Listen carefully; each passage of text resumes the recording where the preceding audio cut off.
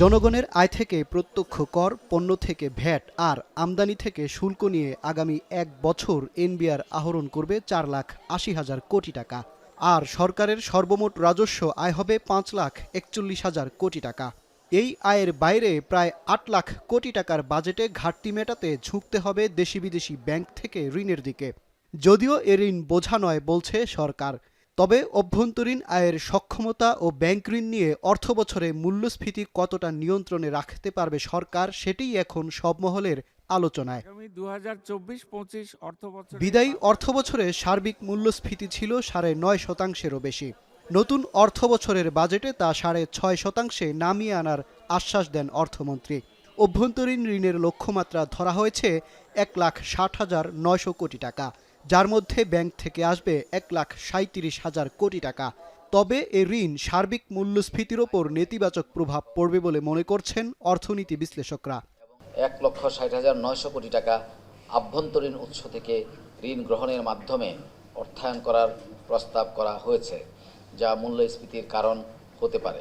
একদিকে বলা হচ্ছে যে আমরা কর আদায় করতে চাই, আবার আরেকদিকে বলছি যে যারা কর ফাঁকি দিয়েছে তারা কম কর দিয়ে তারা তাদের যেটা বিভিন্নভাবে তারা যে টাকা কালো টাকা অর্জন করেছে সেটাকে তারা সাদা করতে পারবে। সুতরাং এই পথটা থেকে আমরা মনে করি যে একটা সুনির্দিষ্ট সুস্পষ্ট পজিশন নেওয়া উচিত।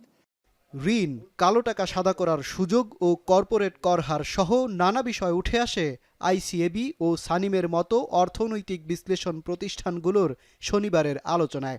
বাজেট পরবর্তী পর্যালোচনায় বক্তারা বলেন, কর্পোরেট কর হারে শুধুমাত্র পুঁজিবাজারের কয়েকটি প্রতিষ্ঠানগুলোকে তুলে ধরার চেষ্টা করা হলেও বিগত বছরগুলোর অভিজ্ঞতা বলছে এ পদ্ধতি অকার্যকর। কালো টাকা সাদা করার যে সুযোগ রাখা হয়েছে সেটিও অস্পষ্ট। অনেক মন্ত্রণালয়ে 20%, 22% বরাদ্দ আছে। এখানে কিন্তু একটা প্রশ্ন থাকে যে বর্তমানে যখন আমাদের একটা টাইট ম্যাক্রো সিচুয়েশনের মধ্য দিয়ে যাচ্ছে, তখন ওই জায়গাগুলোতে ব্যয় কাটছাট আরো করা যেত কিনা।